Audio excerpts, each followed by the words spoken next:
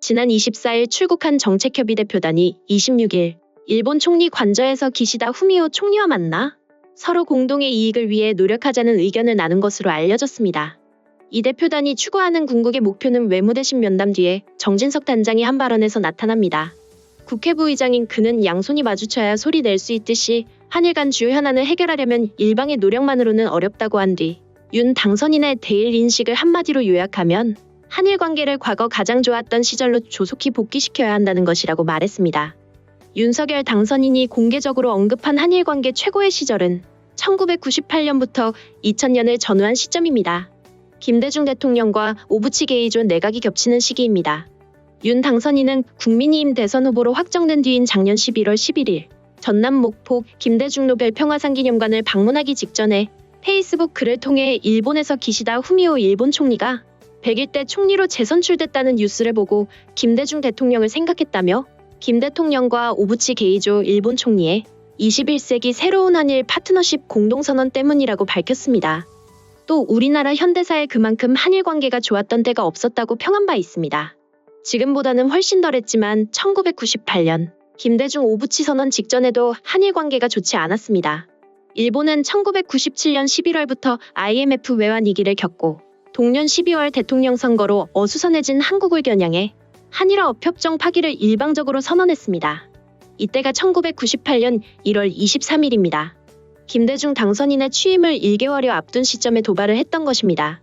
동유럽 공산권 약화로 미소 냉전 체제가 탈냉전으로 이행하던 1990년대 초반, 세계 곳곳에서 민중이 점점 강해지고 미국이 더 약해졌습니다.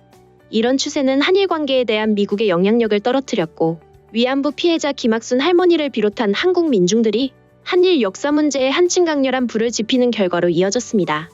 1997년 연말 및 1998년 연초의 정세 변화를 활용해 위와 같은 반일 분위기에 제동을 거는 한편 한일화업 협정을 개정해달라는 일본 어업계의 요구에 부응하고자 벌인 일이 하시모토 류타로 내각의 어업협정 파기 선언입니다. 바다를 맞댄 양국 관계를 규율하는 핵심 조약 중 하나를 일본이 파기했으니 당시 사람들이 느끼는 위기감은 상당한 수준이었습니다. 그런 상황에서 한일 관계를 진정시킨 것이 윤 당선인이 언급한 그해 10월 8일에 김대중 오부치 공동선언입니다. 정식 명칭이 21세기 한일 새로운 파트너십 공동선언인 이 선언은 누구보다도 김대중 대통령 자신이 만족을 표했던 결과물입니다. 김대중 대통령은 김대중 자서전 제두권에서 흔히 1965년 국교 정상화 이후 한국과 일본의 관계를 1965년 체제라고 한다면 나와 오부치 총리가 합의한 21세기 한일 새로운 파트너십 공동선언 이후의 한일 관계는 1998년 체제라고 해야 마땅하다는 이들이 있다며 남들의 입을 빌려 자화자찬을 했습니다. 자화자찬할 만한 이유가 있습니다. 가장 이상적인 한일 관계를 도출했다고 볼 수는 없었지만 적어도 1998년 시점에서 볼 때는 이 정도면 괜찮다라고 평가할 만한 요소가 그 선언에 담겨 있었습니다. 오부치 총리가 식민지 지배로 인해 한국 국민에게 다대한 손해와 고통을 안겨줬다는 표현을 써가며 반성과 사죄를 표시한 부분이 그것입니다. 이 선언으로 인해 위안부 강제징용 강제징병 같은 구체적 피해가 해결되는 것은 아니었습니다. 하지만 일본 정부를 대표하는 총리 대신이 한국 국민들을 상대로 사과했다는 점에서 종전의 입장 표명과는 차원을 달리했습니다. 1993년 고노다마에서는 출신지가 어디인지를 불문하고 사과와 반성의 뜻을 밝힌다고 했고 1995년 무라야마 다마에서는 아시아의 여러 나라 사람들에게 막대한 손해와 고통을 주었습니다라고 했습니다. 목적 없는 사과 표명들이었던 것입니다. 전후 70년 다마로 불리는 2015년 8월 14일 아베 다마에서는 인도네시아, 필리핀을 비롯한 동남아 국가, 대만, 한국, 중국 등 이웃인 아시아 사람들이 걸어온 고난의 역사를 가슴에 새기고 전후 일관되게 그 평화와 번영을 위해 힘을 다해왔습니다라고 했습니다. 한국이 고난의 역사를 경험한 것을 잘 알고 있으며 그것을 위해 힘을 다해왔다고 언급했던 것입니다. 이런 점들을 감안하면 김대중 오부치 선언이 갖는 의의는 적지 않습니다. 1998년을 한일 관계가 가장 좋았던 시절이라고 평가할 만한 이유가 있다고 할 수 있는 것입니다.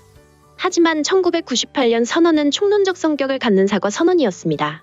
위안부 강제연행이나 강제징용 강제징병 등으로 발생한 구체적 손해들을 해결하기 위한 입장 표명이 아닙니다. 지금의 한일 관계는 총론적 성격의 사과가 아닌 구체적 손해들의 해결을 지향하고 있습니다. 그렇기 때문에 윤석열 차기 정부가 1998년과 유사한 수준의 성과를 목표로 하고 있다면 총론에서는 어느 정도 성과를 낼지 몰라도 강론에서는 별 성과를 내지 못할 가능성이 농후합니다. 한편 오부치 총리가 그런 사과를 한 직후에 챙겨간 게 적지 않다는 점에도 주목할 필요가 있습니다. 그해 11월 28일 체결된 신한일어업 협정을 통해 한국이 잃은 것과 일본이 얻은 것에 대한 당시의 불만은 이만저만이 아니었습니다. 한국령 독도를 양국 중간 수역에 넣었을 뿐 아니라 한국 어업계의 피해도 초래했다는 비판을 받았습니다. 이 협정이 발효되고 2개월 뒤에 발행된 1999년 3월 31일자 동아일보 기사 굴욕적 어업협정을 보고는 신용하 서울대 교수의 다음과 같은 비판을 소개했습니다. 부당한 중간수역 설정, 독도를 중간수역에 포함시킨 것, 일본 배타적 경제수역 내의 한국 어민 관행, 어획량의 불충분한 보장, 기득 어획량의 지나친 단기 급감, 쌍끌이 및 보거체 낚기 어로의 누락, 제주도 남방대륙붕에 대한 기득권 및 일부 어장의 방기 등 문제점을 설명했습니다. 기득권을 갖고 어획하던 구역이 일본의 배타적 경제수역으로 인정됨으로써 한국 어업계가 입은 피해는 상당했습니다. 반대로 오부치 내각은 자국 어업계의 이익을 확보했습니다. 말로만 하는 사과를 하고는 꽤 많은 것을 챙겼던 것입니다. 그런 점에서 김대중 시기의 한일 관계 역시 불충분했다고 판단할 수밖에 없습니다. 여타 시기에 비하면 바람직한 측면이 있지만 한일 관계의 이상적 모델로 보기에는 부족한 시기였습니다. 이런 시기를 가장 좋았던 시절로 평가하는 윤석열 차기 정부가 일본으로부터 뭔가를 얻으려 하면 일본 역시 오부치의 사례를 생각하면서 적지 않은 것을 받아내려 할 가능성이 있다고 볼 수 있는 것입니다.